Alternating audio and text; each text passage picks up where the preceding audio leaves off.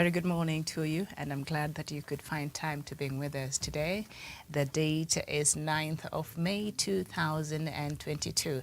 The show is Good Morning Africa. My name is Miriam Ogutu, and it is a pleasure to have you on board. I trust that you had a wonderful weekend. Good afternoon, good evening, depending on where you're tuned in today. So as usual, I bring us up to date with the latest news making headlines, and then we will get into our conversation by basing our conversation in some of the topics. And also we do have a major topic for today, and we shall look at IEBC, and in line with its preparation for the upcoming elections on 8th in August, not 8th, but 9th of August.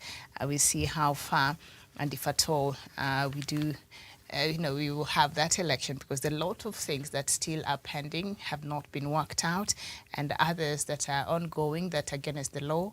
And so we will look at that, once I get through this newspaper headlines. So we start with the Star newspaper from the country. The main headline: revealed intrigues in Raila deputy pick. Kalonzo camp has rejected any arrangement where he is paraded for questioning. That is on page 4 and 5. New millionaires in town as Uhuru showcases expressway. That is the main pictorial. Police order second autopsy in Sankok's son suicide probe. A second postmortem will be conducted on the body of nominated MP David Sankok's son to clear a number of emerging issues. Memusi Sankok, who was 15 years old, allegedly shot himself dead with a gun last week.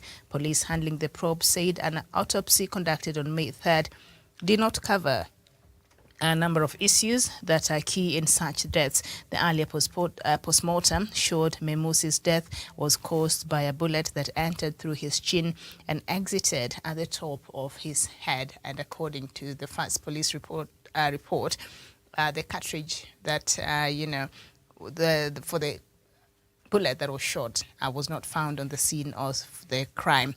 And the story is on page 2. Nairobi Expressway open for use from Saturday, says Uhuru. The Nairobi Expressway will be open from Saturday, May 14th. This was revealed yesterday by President Uhuru Kenyatta when he presided over the Nairobi City Marathon. We will allow Kenyans to use the expressway so that we see the loopholes that exist before we officially launch it, he said. From Saturday, the expressway will be in use so that we continue to build Nairobi and Kenya as a whole. The story is on page 3. MPs to hold Kamukunji on welfare pay cuts as House resumes. That is on page 7 on the Standard newspaper. On the Star newspaper, and we turn our attention to the Standard newspaper. Uhuru wild card in Raila deputy search as Kenyans wait for the announcement of the Raila Odinga-led alliance running mate. It has emerged that President Uhuru Kenyatta's Jubilee Party has the biggest say on the divisive matter based on its earlier deal with ODM. That is on page 9. Tears, gnashing of teeth ahead of key players. Raila Odinga and William Ruto have made big promises to many allies which can't possibly be kept, and reality will down on them sooner after elections. That is on page 6. Very well. Now, silver lining for women in governor races. That is on page 4 and 5. Condemned pupils to get varsity slots. That is on page 14 and 15. Farms look for alternative power source. That is on page 25. And man ordered to share property with mistress. That is on page 3. And pain of families nursing disabled members. That is on page 11.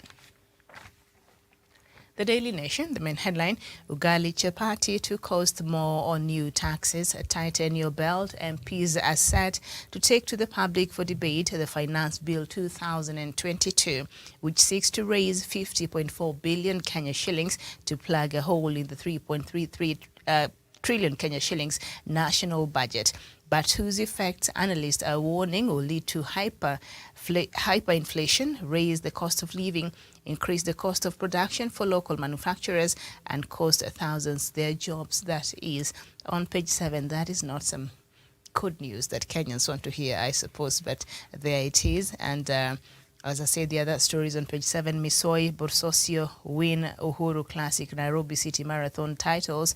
That is on page 47. And first responders, how insects help to solve crimes. That is on page 3. Wiper, Jubilee pile pressure on Raila for DP slot. That is on page 6. And inside Ruto's power deal with coalition allies, that is on page 4. And before, we start to look at some of, the headlines there, I'd like to bring us the latest, also a few newspapers from across the continent, and we see what else is happening outside from some few countries in the continent. Very well, we start with the Citizen from Tanzania. 5 farms profits point to recovery from COVID. All right, and Samia's call as royal tour is unveiled in Dar, and from 6 exam not cheating, Nectar warns. I guess that is the Tanzania's examination council, Nectar. I believe. All right, so that is what we have on the Citizen. The Guardian from Nigeria, I believe, forex traders seize the cash, and Zanzibar wages rise by 15% to 19%. And then Daily Monitor from Uganda, UN issues a tough demand to Uganda government on torture. And let me just see if I can read the sub headlines, then see what the story is about. The demands contained in the United Nations country team in Uganda's written contribution for the Universal Periodic Review come amid claims by Uganda Permanent Mission in New York that the government compensated torture victims and hold violators accountable. And the UN is issuing tough demands on that. The story is on page 4 on the Daily Monitor. Court summons Muhoozi, army boss over bid for presidency, because you've been seeing Muhoozi, the son of the current president of Uganda, Yoweri Museveni. He's been tweeting about his possible joining, politics in Uganda and running in the next coming election. I think, is it 2026? If I'm not wrong, but thereabout, he wants to run. But I've been wondering, how can he be talking about running and being involved in politics while he's still an army official? So court has summoned him. I guess this is the Marshall Court, army boss over bid for presidency. Yes, he's become a politician, and I've been thinking this is quite, impunity, because when it comes to the when it comes to the disciplined forces, there is a chain of command, and you can't just, talk about certain things in public as long as you still adore that uniform. But I guess that's the height of impunity there in Uganda. And after all, his father is the president, has been for the last 36 plus years. So there you go. So I'll be following to see what, that someone is for. No more delays for oil flow, says CNOOC boss. Still, that is Uganda. A new vision in Uganda. Schools get 115 billion Uganda shillings for second term. That is what we have. And General Muhoozi rallies youth for unity. All right, so he's there, fully adorned in an army uniform. And Honorable Kibirige saved Uganda's coffee. That you'll find inside. And then we go to the Daily Telegraph, that is from the UK. Putin is mirroring Nazis, says Wallace. That is the main headline. And I think Guardiola, the country's against us, that is on sports. And all right, so we move on to The Guardian. Still from the UK, more than 2 million Britons can't afford to eat every day. And you think these problems are only reserved to Africans? See, even Britons, they do have a problem. This is a problem. Of course, here it's wildly, spread, but they share a similar problem there. 60 feared dead in air raid in Ukraine school. The war continues and innocent lives continues to be claimed there in the Russia invasion of the Ukraine. And then we move on to the Punch from Nigeria. Emefiele heads for court as anger spreads over presidential ambition. There you go. So that is it.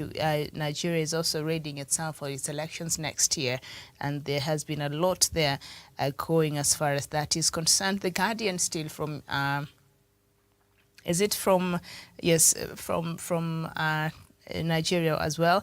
Emefiele's 2023 aspiration rattles financial experts and lawyers. So that is that. And then the Nation still from there. APC slams 9 conditions on presidential aspirants, and inflation to hit 7-month high at 16.2%, and aviation workers begin warning strike. That is today. I think yesterday while we were having that conversation on Nigeria, there was a news item that suggested that today all the local flights in Nigeria will be grounded because the jet fuel has become very, very expensive. So there you go. The Herald from Zimbabwe, transporters applaud government, and then Changirai estate workers claim $150. That is what we have on the Daily News.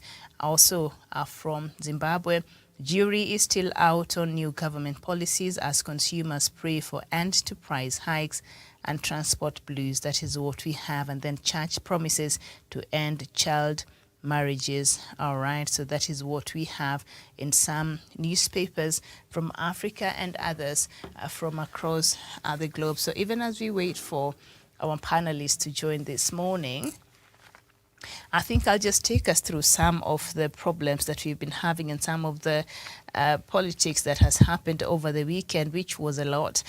So let's start with as a story on page 6 on the Daily Nation.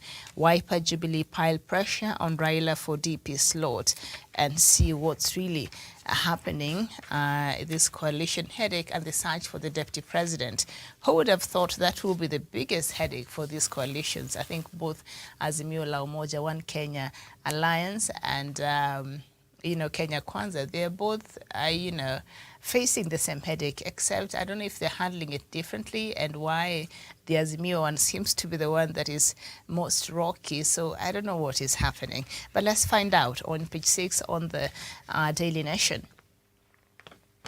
Azimio la Umoja presidential flag bearer Raila Odinga yesterday skipped an event in Makueni County where he was to be hosted by Wiper leader Kalonzo Musyoka amid anxiety over the outfit's running mate.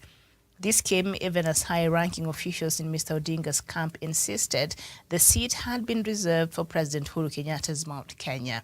Mr. Odinga was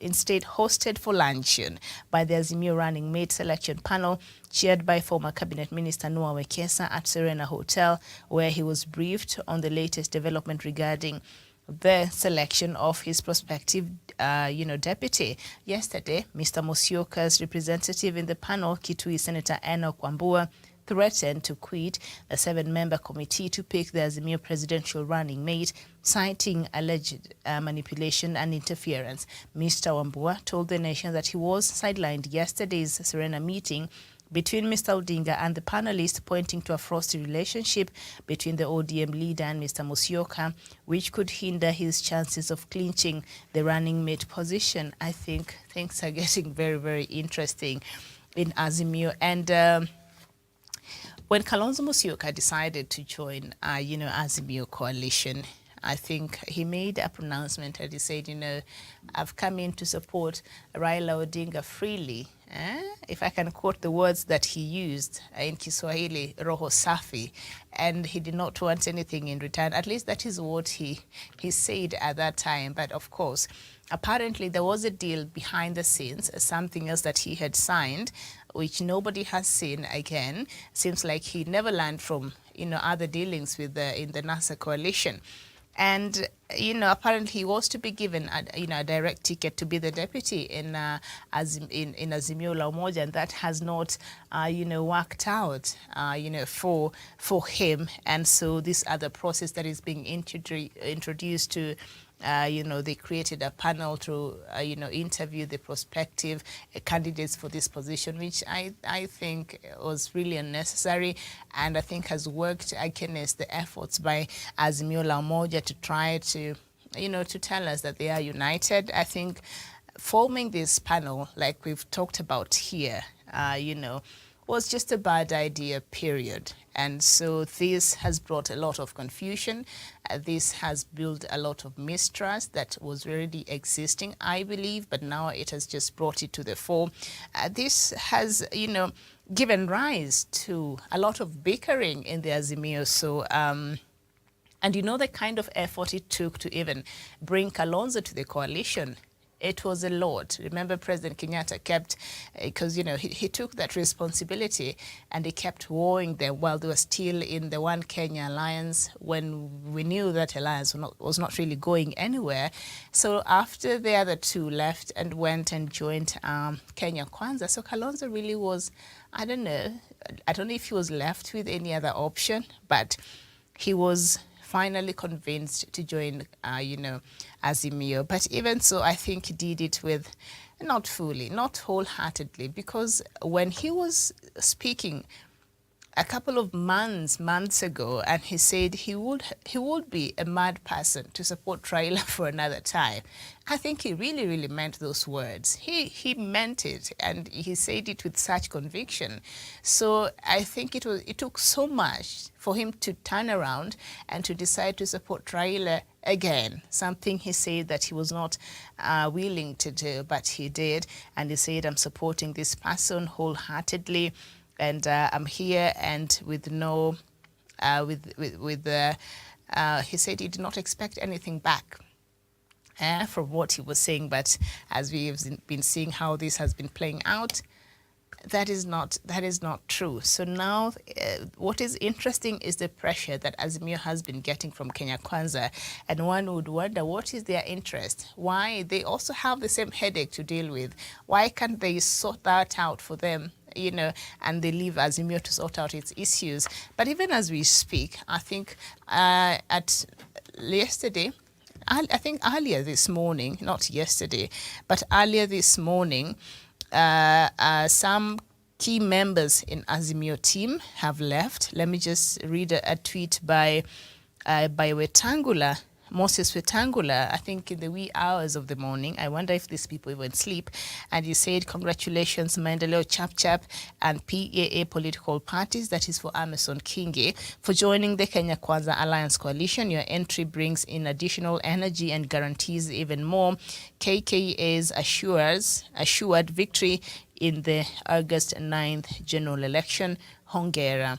And then just a couple of hours ago, Dr. Alfred Mutua also tweeted in response to that, to clear the air and set the record straight, Maendeleo Chapter Party will this morning hold a press conference at 9:30 a.m. in Nairobi. So I guess, I don't know if the press conference has started. It's an hour now since when it was supposed to start, but at 9:30, and in Nairobi at the Brazilian Rodizo, and he invited the media. And then somebody else tweeted, that is Senator Ledama Olekina, in a wake of that new development and that new breaking news, two-term governors who were once powerful men in the government giving ultimatums are largely a spent force. They no longer have any influence. If anything, their past will torment them forever. Good riddance.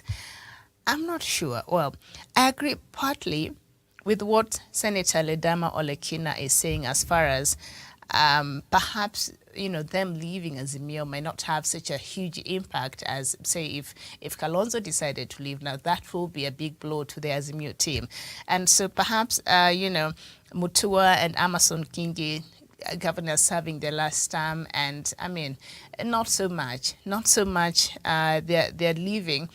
Might not really dent the coalition, and their absence might not really be felt. Yeah, it could be easier to replace them, or to find another person from there, Ukambani and this other region, to help in the campaigns and mobilization when when they start to actively campaign. But the other part of this tweet by Ledama Olekina, if anything, their past will torment them, good riddance. I think that's where a lot of people have a problem with, because this is the kind of arrogance that especially ODM has been accused of. These were your partners. Sometimes it's not even necessary to respond. You can just be quiet or issue a statement and even pretend to be cordial and say, you know what, we wish them luck. But when you say good riddance and things like this, it does not augur well. And ODM has been accused of, sometimes belittling, their partners sometimes, and having this sense of, arrogance, even when addressing, not ODM as a party, but, some members there. But, when they speak, you'll assume they're speaking on behalf of the party. And we saw how that was playing out before the finality of NASA coalition, and how they were, they were talking to Wiper and other parties before that coalition died. And it is that high-mindedness that the coalition partners don't want. So I think they should watch what they're saying at this point, because, such attitudes can cost them and even other people. Remember, the Azimio coalition has over 20 parties that are present and that have helped to form that coalition. And we've seen since the coming in of Wiper, there are parties that, which are represented in the Azimio coalition that have not had a voice to speak. And of course, Wiper is insisting that this coalition is three-legged. That is ODM and Jubilee, and then the One Kenya Alliance. So they're not interested in other smaller parties. And I think for Amason Kingi, maybe he felt ignored, maybe he felt not needed, not seen in that party, and maybe his contribution, which I'm not sure which one, was not being appreciated. And so him and, and Mutua, Governor Mutua of Machakos, have left. But for Governor Alfred Mutua, I think even for him, his heart was not entirely in Azimio la Umoja. If we were to just be honest, he's not fully there. Because at this point, he really has nothing to lose. He's not vying again, so maybe he's just setting himself up and see which side, if he aligns to, is likely to win, and what is he likely to benefit after that. Will he be given a position, appointed, or given whatever it is, so... it's understandable, but I can see how perhaps they felt not seen, because after Kalonzo joined, the leaders who are active in Azimio from the Ukambani region, they have been sidelined, and we've seen Professor Kivutha Kibwana raise the issue, and we don't see Ngilu being as vocal as she used to be. And these are people who were there with Raila Odinga from day one. So after Kalonzo came, it was a game changer. And Kalonzo has been fighting, Wiper Party has been fighting to be on the forefront as far as Ukambani politics is concerned. And we know the tug of war and the sibling rivalry from Ukambani, from these other, governors, and how that, the politics in Ukambani, how that has played out there, and how I think it's rocking this coalition from within. So it has been a lot. And so yesterday, Raila skipping Kalonzo's event, I think that also was an interesting twist. But we've seen Kalonzo has been going on with helping campaign to some of its candidates who are running, like we saw over the weekend and last week in Mombasa, trying to support their governor's candidate, that is former Nairobi Governor, Mike Sonko, who went mourning his mother in the wrong grave in Mombasa. It's very interesting. I saw that story and I was like, what? Africa and death. There are things we just don't joke with. So he went crying and pouring water, the wrong flowers, the wrong grave. And after he was done, the owner of, whose mother was buried there, the man came out and said, no, that is my mother's grave. Sonko needs to look for his own mother's grave. So that was something there. Some media houses say that was a really grave mistake on Sonko's part. So there you go. So anyway, he's running as the governor for He's running as governor for Mombasa, which I think is a very interesting idea. He's still facing these corruption charges that have him, saw him being removed as Nairobi county chief. And so I don't know if we are transferring corruption and I don't know. But I guess Mombasa people will decide if at all they want Sonko. And since him entering that race, you can see Azimio and Kenya Kwanza, the other Azimio affiliate, parties and the ones who, had already, identified their candidates for Mombasa county governors, they are really unsettled. So that tells you that Sonko could be a formidable contender on that race. So they're worried because he really could change the matrix, even as he still has some of his, he does not just have one case, there's several of them in the court, corruption and others. So let's wait and see how that will play out. But anyway, so yesterday's event, Raila skipped that, and this came even as some MPs, President Kenyatta's Jubilee Party, laid claim on the running mate slot, saying it was theirs, and having been the pioneer parties in Azimio with Mr. Odinga's ODM. So we know that Jubilee proposed two candidates for that position. That will be Sabina Chege and Peter Kenneth. And even on the onstart of Raila Odinga and him trying to make inroads in Mount Kenya region, I think Peter Kenneth's name has really been mentioned a lot as far as that position is concerned. And so, and of course, Peter Kenneth and Sabina Chege, if you were to be looking at the people and their commitment, to this cause, they have been there. They have been there since the inception. Sabina Chege, she has been there, as well as Peter Kenneth. They have attended these rallies. They've been together with Raila Odinga. Of course, until Musyoka came in, and that changed everything, actually. That changed everything. So Jubilee proposed these two names, and now from the stories and what we're reading, Jubilee is saying, no, we have been in this coalition from the get-go, and so we deserve to have this position, and Mount Kenya deserves to have this position, the deputy presidency position. And so they're thrown in the names of Peter Kenneth and Sabina Chege. So that also changed a lot, and a high-ranking leader in Mr. Odinga's camp intimated that Mr. Odinga gave the Makueni event a wide berth, as it was prone to be used by Musyoka's camp to bash him over his position on the selection panel. Mr. Musyoka's undoing is that he's taking advice from extremists who are not serving his interests well. The ultimatums and threats are only serving to his disadvantage.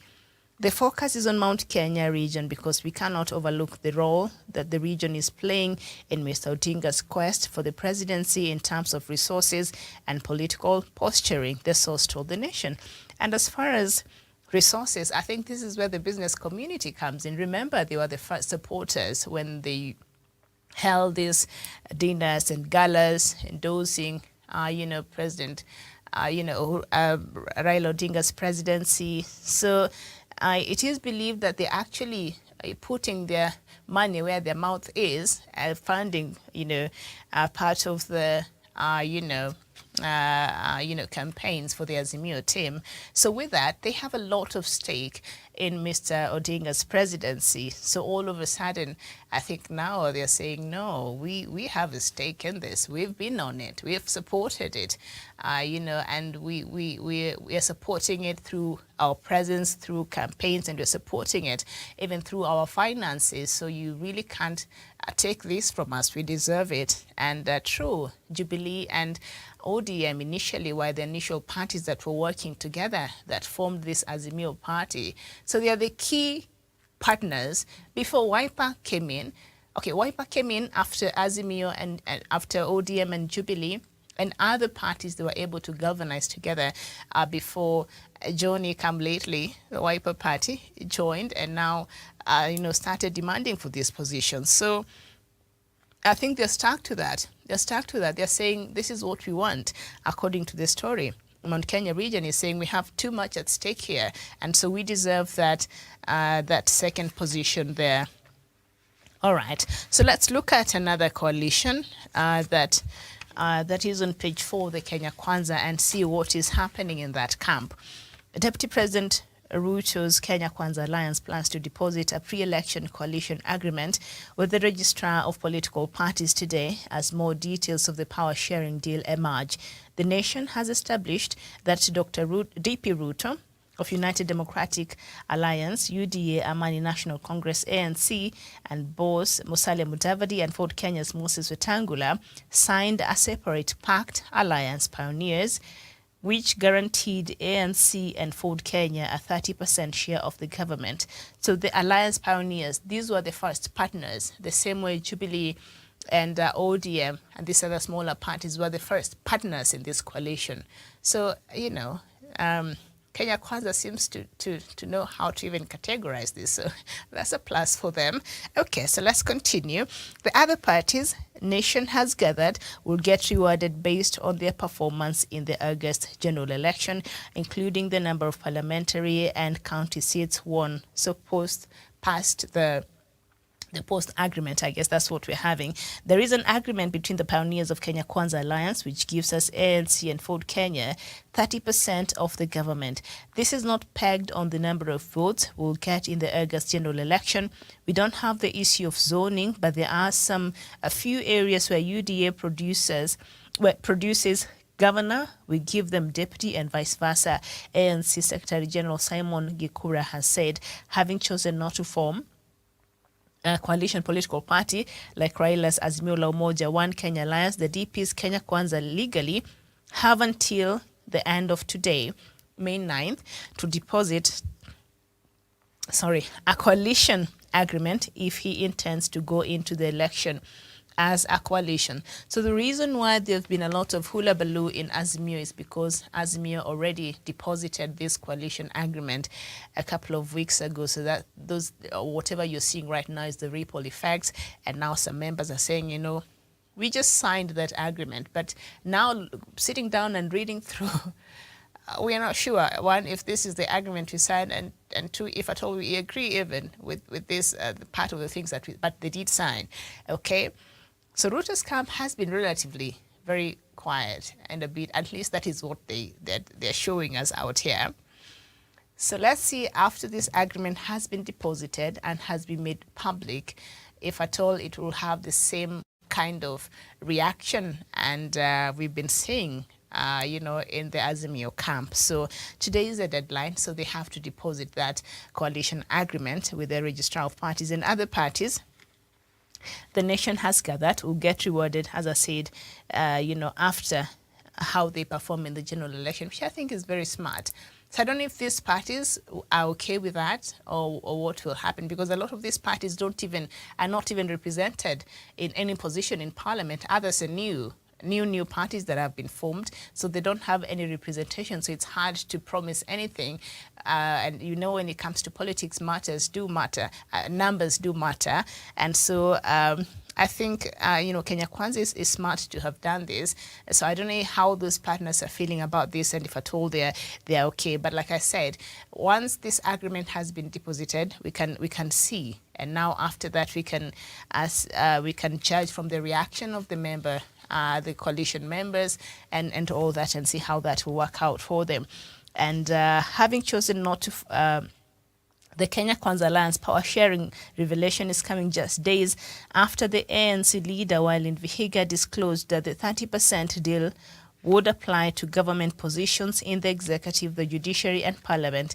It's interesting because, well, I'm not surprised. Of course, when you enter into coalition agreements, these are things you agree about. But the kind of grief they were giving Azimio la Umoja, especially during the BBI, you know, time and all that, and you know, they accused the Azimio coalition of being just a party which is just interested in dishing out positions. They're just worried about the positions and what they will and how they will distribute power within themselves. But that is the same thing they're doing in Kenya Kwanza, which is not out of the norm. When you're going into an agreement with somebody, you have to draft out an agreement that also favors you. And when it comes to politics, power sharing is part of the deal. And so there you go. So, ANC, is it ANC and Ford Kenya will share 30%, all right? Because UDA will get 50%. Then ANC and Ford Kenya will share 30%, and then the other smaller partners will share the remaining 20%. This, he said, will see the Luhya community get 30% of the 22 cabinet slots.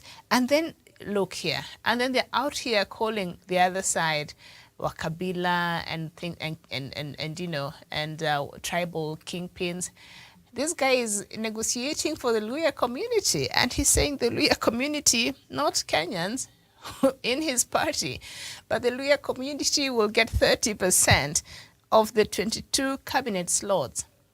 I know our politics is deeply rooted in ethnicity, but sometimes can we even just sugarcoat it so that it's not too tribal like that? Can you imagine? Can you imagine? And we're just writing this on the national paper without shame. So he's just negotiating for his own community. So that tells you we still have a long way to go as a country for us to get ourselves. I know we are so many tribes, and there are key top tribes that, have a say-so as far as the Kenyan politics is concerned. But when it's just plainly like this, I think this does not augur well for the unity of this country. We should just, okay, very well. The deal, he added, also covered appointments in all state agencies. This also means that if ANC and Ford Kenya gets 30% of government, the other 10 parties in the alliance will have to share out the remaining 70%. Now, the parties are likely to increase before today's deadline for depositing pre-election coalition of parties. So anyway, as I said, things looks to be a bit calm there, and they seems to be having the ducks in a row. But let's see, after they've deposited that agreement, and now some of the content will be public, and the public, starts going through it. If at all, it will have similar ripple effects as we've seen in the other coalition. Okay, very well. I don't know what else we can look at in the Daily Nation before we move on to other matters. All right, let's look at other stories. And of course, the thing, the Ugalicha party to cost more on new taxes. This is the main headline on the Daily Nation. Motorcycle, the excise duty raised to 13,403 per unit, up from 12,185. There's been a 16% VAT, which is always there. Maize and wheat flour, 16% valued added tax. Bottled water, 6.6 per litre, up from 6.03. Okay, not so much. And beer, Kenya shillings 134 per litre, up from 121.85. And that alcohol beverage industry is one that they always get, taxed heavily.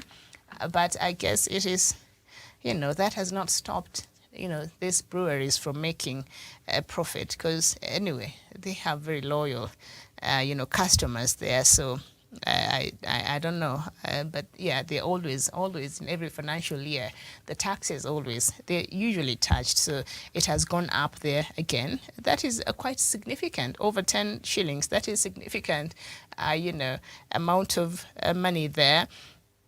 And cosmetics and beauty products and jewelry, excess duty up to 15% from 10%.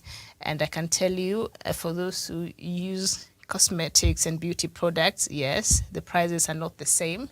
You go buying something that was costing this much, and you wonder because of that tax, which has become has been in effect already. They've already added that money. These beauty shops, they've done that.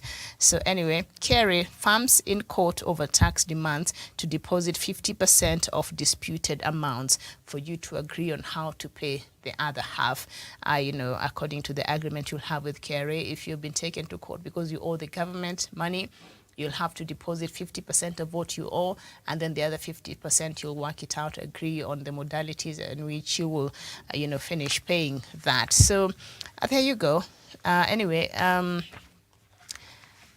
all right. So, I wanted to look at this matter of the expressway, and I know we do have our topic of today, and that is the IEBC. But even as I wait for my panelists today, we're having a bit of a technical problem, and so they're not able to join as they should. If they're able to join before we leave the show, before I conclude the show, that will be fine. If not, then the show must go on. That's what they say in Vegas.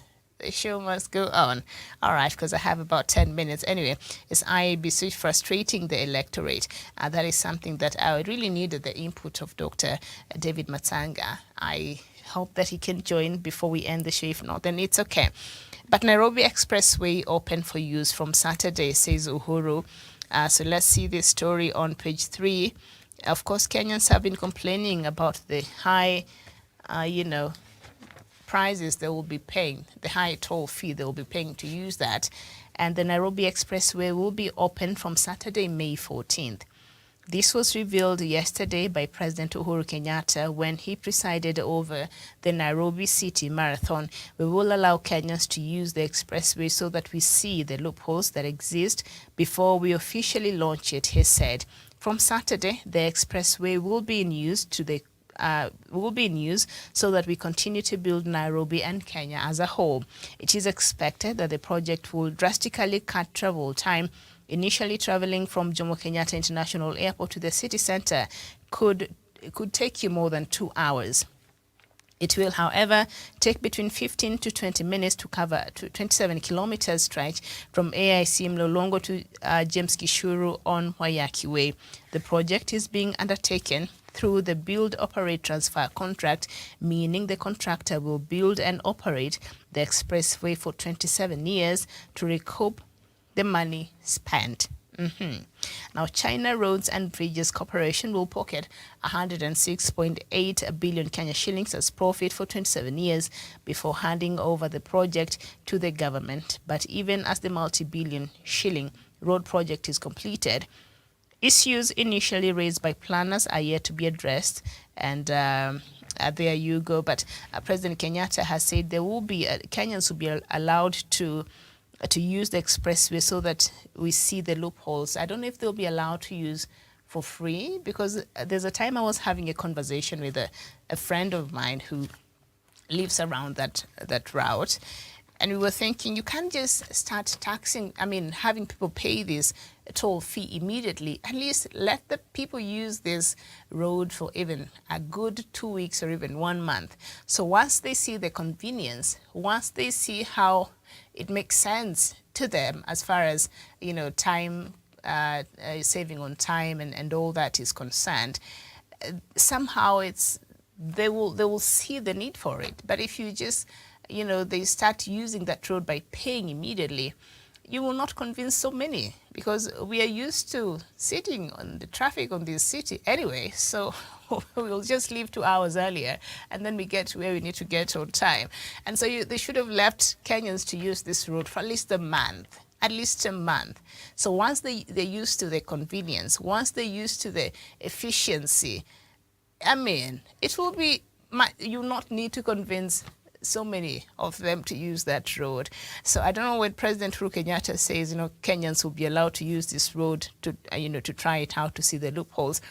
If at all they will be using it for free in the meantime, before fully they start now charging the toll fee, I'm not sure, but I'll try looking for that information. And of course, in the new rates, saloon cars from Lolongo exiting in Westlands will pay 360 from the initial 310. They have increased it again with 40 shillings.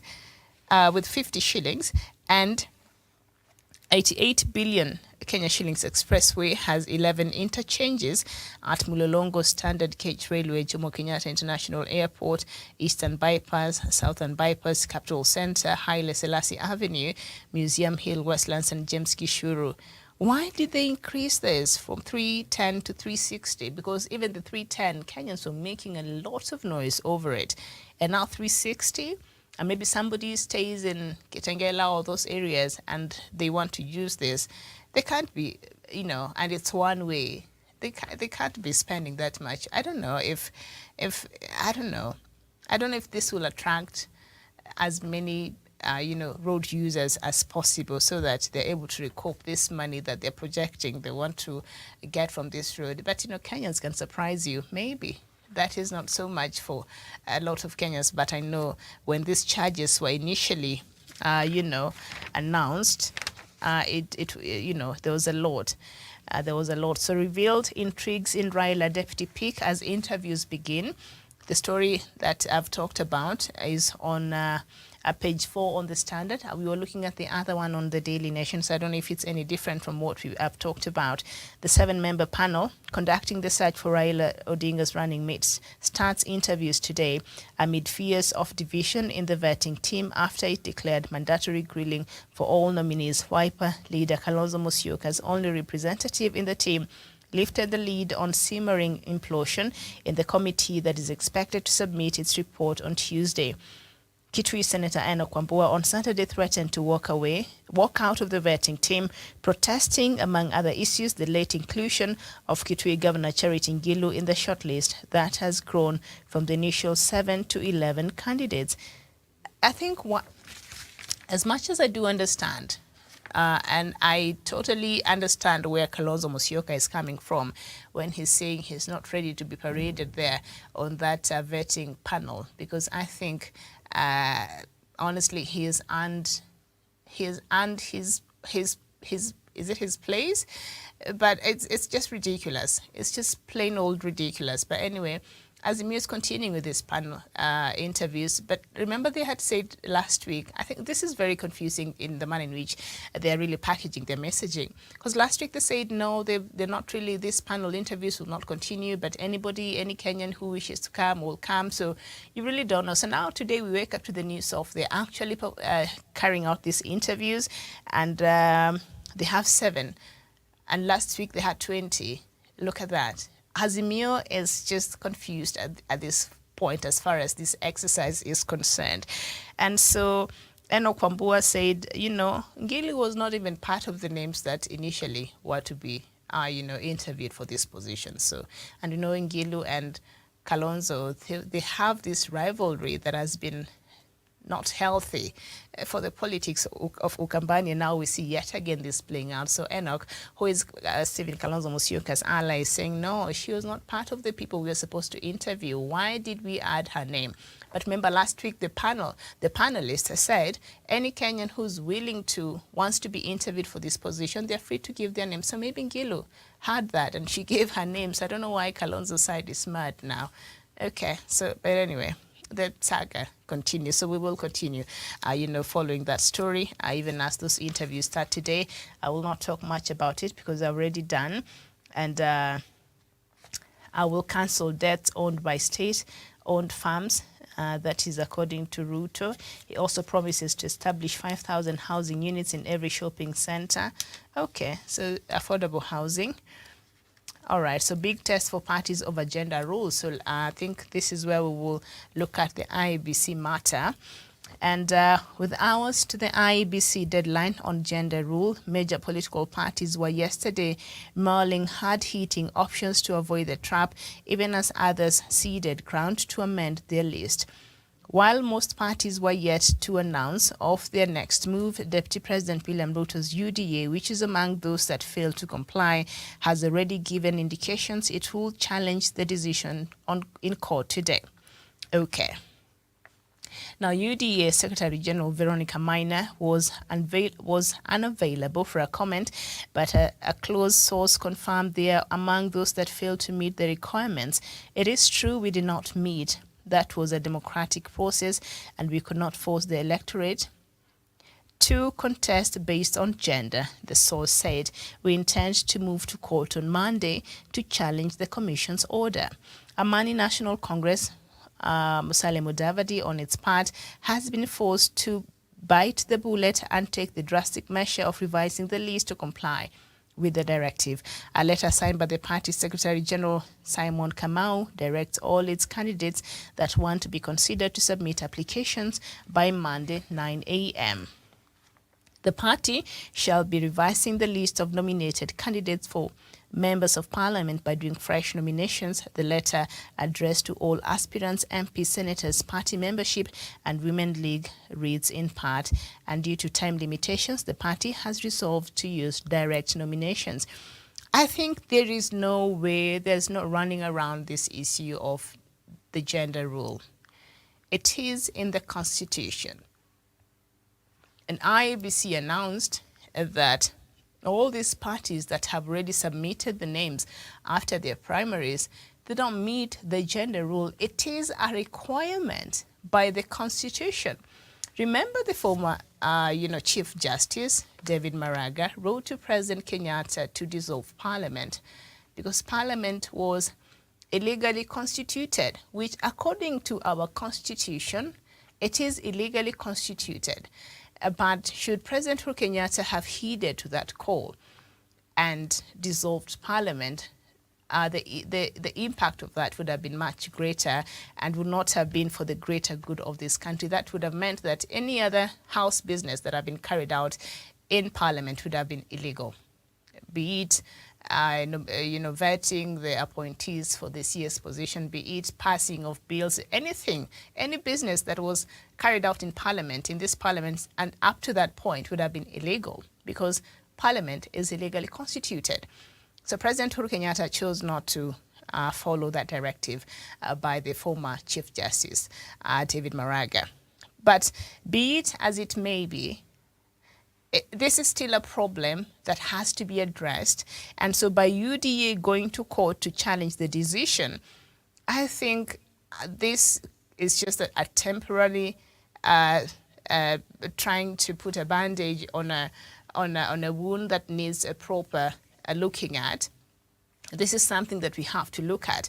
And I am surprised that while we were, the BBI process that sought to, Constitution Amendment Bill 2021, this issue was not addressed. The 2/3 gender rule is in the Constitution, and we can't continue glossing over it. We either get rid of this, we get rid of this law in our Constitution, requirement in our Constitution, or we have to make sure that we meet this requirement of the Constitution. There's no two ways around it. Okay, so these parties failed, be it Jubilee, be it ODM, be it UDA, and these are the parties I see now. Moses Wetangula is going on to, not Moses, but Musalia Mudavadi is trying to review his list and, resubmit it. But this is something we can't gloss over. It is a requirement in the Constitution. So we either come to terms with the fact that ours is a democratic process, and so you really can't force Kenyans to give you to nominate this many women or this many men so that we're able to meet this gender rule, and and decide we don't need that. Our Constitution and how we are and where we are as a country right now, as far as our elections are concerned, we are unable to fully meet this requirement by the Constitution and get rid of it. I think that is the only way. That is the only way to solve this problem. Otherwise, we cannot challenge it. We have to. The parties must adhere to this requirement by the law. You must submit, nominees whose names are in line with what, whose gender is in line with what the Constitution requires from you as a political party. And of course, there's a conversation of, and what about the independents? This is a requirement from the political parties. An independent is an independent. They're not in political parties. That's why they're running as independents. But for political parties, this is a requirement. The 2/3 gender rule must be there too. So another conversation came out that what if we have, this independents being elected in parliament, and so they form majority in parliament, which I don't see how that will happen, because we know we are deeply rooted in these parties that are deeply rooted in ethnicity, so we sort of follow that majority of Kenyans. So very few people will make it to parliament as independents, as we have seen in the past. So that is just the reality. So I don't foresee a situation where we'll have so many independents being elected in Kenyan parliament. I don't see that. But assuming that happens, so there was a conversation and an argument, and then these independents that have been elected, so many of them, that they're majority in parliament, but they don't meet that the two-thirds gender rule. Well, I don't think that will happen. I don't think Kenyans we even want to we elect our leaders based on their agendas and what they're selling, and so it does not matter who they align themselves to. We will elect them anyway because we believe in their leadership and their capabilities.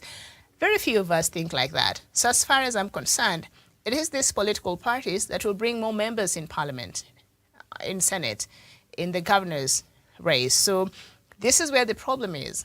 And these major parties have not met that requirement as far as the nominations are concerned. The nominees are concerned. So this is something that we have to address. And IEBC wrote to them last week and said, you have to correct this. UDA is saying now that there are those that fail to comply, with this requirement, and has already given indications it will challenge the decision in court today. This is a requirement by the law. You're going to challenge the decision how? Fine, we are a democratic country, and we can't force Kenyans to nominate somebody just based on their gender. We can't do that. But even with that, this is a requirement by the law. So we have to agree that there are articles in our constitution that might not be working harmoniously with others, because in democracy, and it's a direct democracy. We can't come back again and say, okay, and then now you have to have this. Okay, you can't force Kenyans to say now you have to have this many. As much as we want this law was created to ensure that we have representation from all Kenyans, and we have that gender balance, especially as far as representation is concerned. But we must be alive to the reality that at this point in our politics and where we are as a society, we are unable to meet this requirement by the Constitution. So the only option we have is to either remove it, and if we cannot remove it from our Constitution, then we have to adhere to it. So I don't know going to court if that will solve anything, but there's, for me, those are the only two options. We either follow what the law says or we get rid of that, because this is something that will haunt. And the last time we were talking about this, when David Maraga, the former Chief Justice, advised President Kenyatta to dissolve Parliament because of this same issue, he said, as much as, President Kenyatta has not followed that directive, and that is that. But this is something that will continue haunting us as far as representation is concerned. So we can't just be glossing over this matter. This has to be addressed. It has to be addressed now, because it will be a problem from now moving on. So we either remove it from our Constitution because it's not aligned with the reality we have right now as far as our politics is concerned, or we just have to do what the Constitution wants us to do. So anyway, today is the deadline. So UDA is challenging that. So we will see how that will work out there, and we shall be following that story too. So thank you so much for your time. I don't know, the same stories have been shared. They're the same headlines throughout, so I don't want to repeat myself a lot. Yes, I don't want to repeat myself a lot, but I see. All right, so okay. So we do have the latest breaking news, and that is Dr. Alfred Mutua has announced that he, alongside Maendeleo Chapchap Party, have effective today moved to Kenya Kwanza coalition to support William Ruto for president. Mutua Azimio la Umoja has become a club of a few, shrouded in secrecy, violating our agreement. And I agree with part of that statement from Mutua, but as I said there earlier, Mutua's heart has always been on the other side, so I'm not surprised. Okay, so Machakos Governor Alfred Mutua formally joins Kenya Kwanza to support DP William Ruto's presidential bid, and as that man tweeted earlier, Olekina, that him and Kingi, you know, perhaps they don't have so much influence right now. They're serving their second and last term as governor, so we don't know what kind of impact them moving will have on the Azimio team. But this is not a good look for Azimio. Azimio must get its house in order, and these blunders they keep making will cost them. They will cost them, and they need to tone down the arrogance that is being exhibited by some coalition partners. It's not good for the, for the coalition, even as we wait to see after Kenya Kwanza submits its coalition agreement, what will happen next. Thank you so much for your company this morning. I've had a solo show today.